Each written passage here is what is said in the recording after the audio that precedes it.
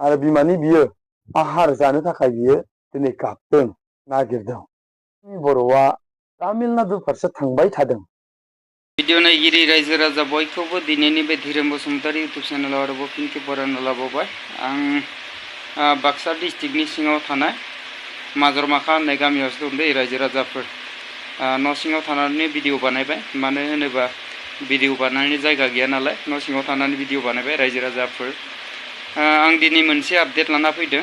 बे आपडेटखौ आं फुंनि 9टा 10टासोआव नुदोंमोन नामा, दासिम एसे गोबावानो जाबाय। अब्लाबो आं गोबावबाबो नोंथांमोनजों बे भिडिअखौ शेयार खालामनो होनना फैबाय। जोंहा जोंनि बर' हारिनि गेजेराव गोबां सोरबा हौवा थाखानाया सोरनिबा हौवा हिन्जावजों थांफानाय आरो हौवा थाखानाय हिन्जावा सोरनिबा हिन्जावखौ लाना खानाय बेबायदि जाथाया गोबां जाफ्लेबाय थायोना। बेनि गेजेरावनो दिनै आं मोनसे भिडिअ नुदों। बे जाहैबाय जोंहा सोरां बर' आरो नबमि बर'। सोरां बर'आ दिनैनिफ्राय बोसोरसेसो सिगाङाव तामिलनाडु ना मायाव कम्पानियाव खामानि मावनो दंहैखायोमोन।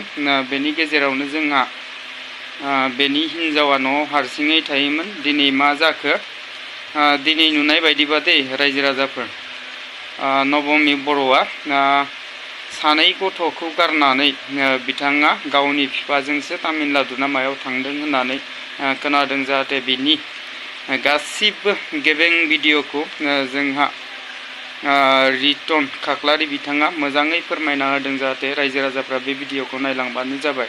थ'दो बिदिबा भिडिअखौ नायलांनोसै ना।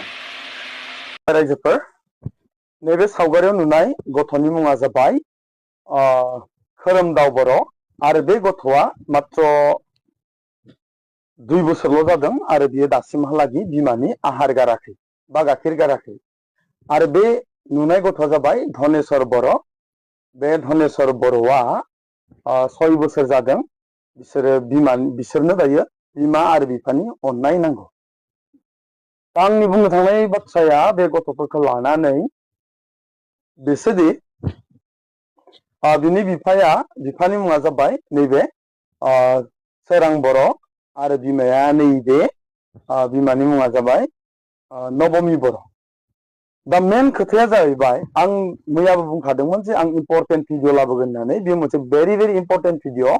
मानोना जाय खोरोमदाव बर' नैबे गथ'आ दासिमहालागै बिमानि जिहेतु आहार गाराखै, दिनै बियो आलाय सिलाय दं आरो बियो दिनै बिमानि अननाय नागिरदों आरो बिमानि बियो आहार जानो थाखाय बियो दिनै गाबदों नागिरदों।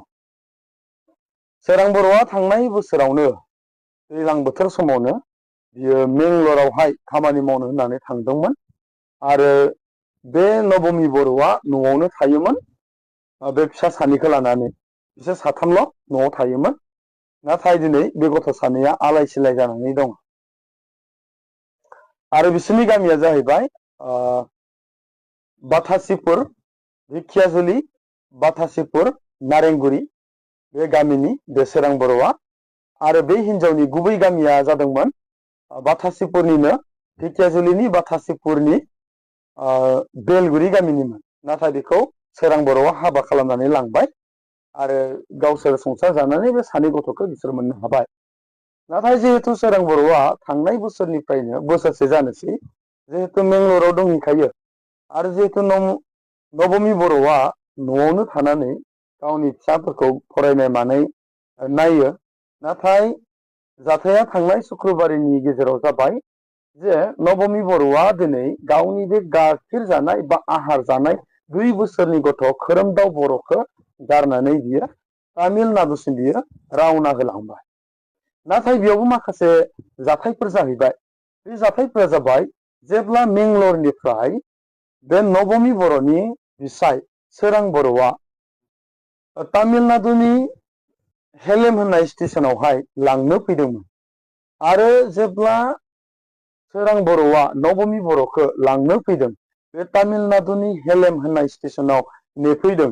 प्लेटफर्म नाम्बार 4 आवहाय बियो नबमि बर'खौ नेबाय थादोंमोन आरो बाथ्रायाव खोनानाय बायदिब्ला प्लेटफर्म नाम्बार 3 आवहाय नबमिनि बिफा, अदेबानि सोरां बर'नि बिहाव नैबे बियो नबमि बर'खौहाय प्लेटफर्म नाम्बार 3 आवहाय नेगासिनो दङमोन।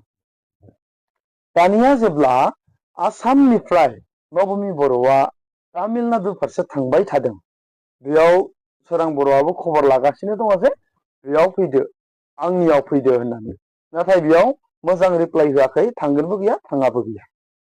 आरो थिग बेबायदिहै जेब्ला नबमी बर'आ हेलेम होननाय स्टेसनखौ मोनहैनो थाखाय 4 मिनिटल' नांगौमोन, अब्ला हरखाबै रेलवे पुलिसआ नबमी बर'नि बिसाय सोरां बर'खौ हमनानै बेखौ रुम सिङाव दोनहैदों आरो सोंदों, नोंनो मा नांगौ, मा लांनो फैदों?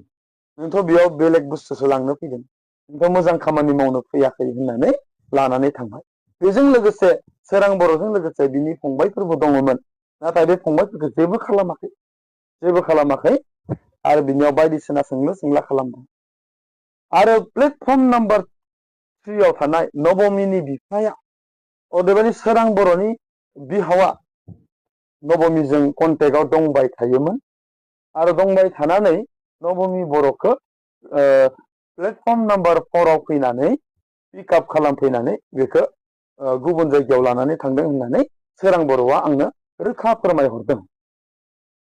दायो सोरां बर'आ गावनि बिहावखौबो कल खालामगासिनो, नाथाय कल हमाखै आरो लोगोसे नबमीखौबो कल खालामगासिनो, बेबो कल हमाखै।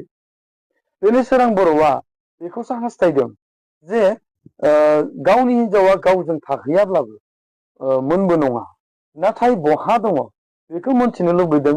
आरो लोगोसेनो जाय 2 बोसोरनि नैबे खोरोमदाव बर'खौ गारनानै गालांदों, दिनै बिमानि आहार जानो थाखाय हांखुर जादों, बे गथ'खौहाय सोरां बर'आ आल लाफैफिननो थाखाय गावनि हिनजावखौ खावलायदों, बेखौनो बुंनो नागिरदों।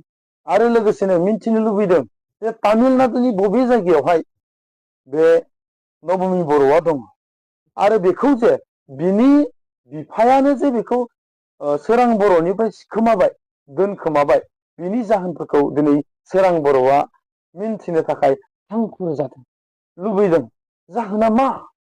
दिनै आहार जानाय गथ'निफ्राय बिफाया गावनि फिसाजोखौ मानो आलादा खालामखो? गावनि फिसौनि सायाव बिबौ जानानै अननाय गैया नामा?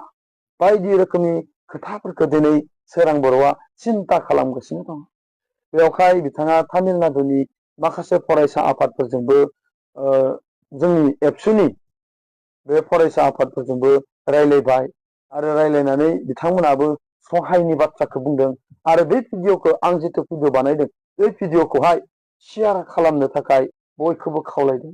दा आंबो खावलायदों जे नोंथांमोना बे भिडिअखौ शेयार खालाम, जाहाथे नबमी बर'आ फैनानै नैबे खोरोमदाव बर'खौहाय जेन फैनानै नायफैयो, अनसायफैयो आरो बेनो जाबायदि बिमानि अननाय नांगौ दायो, बे अननायखौ जे बिमाया होफैयो।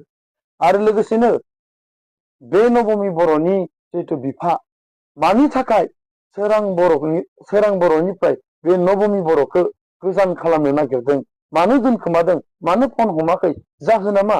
बेफोर गासैनि जाहोनफोरखौ सोरां बर'आ मिन्थिनो लुबैदों। बेवहाय गामिनि रायजो राजाखौबो बिथाङा जे बिसार खालामनानै होयो, बेखौबो हास्थायदों। अब्ला आं खावलायदों जे नोंथांमोना बे नबमी बर'खौहाय नागिरनायाव सोरां बर'खौ मदद खालामदो। बे फटकआव होनाय, सावगारियाव होनाय जि नबमी बर', बेखौ जेरावखि नुवा नोंथांमोना नैबे नम्बरावहाय आं जिथु होना होदों, बे नम्बरावहाय कन्टेक्ट खालाम। बे सोरां बर'नि नाम्बार, बे सोरां बर'आ जेन बे नबमी बर'खौहाय जेरावखि मोना लानानै फैयो आरो गामियाव फैयो आरो लोगोसेनो गामियाव सावरायनानै गासै समस्याफोरखौ जेन समाधान खालामो आरो बे गथ' सानैया जेन आलाय सिलाय जाया, बेनि थाखाय आं बयनिबो सिगाङाव आखाइ खबजबै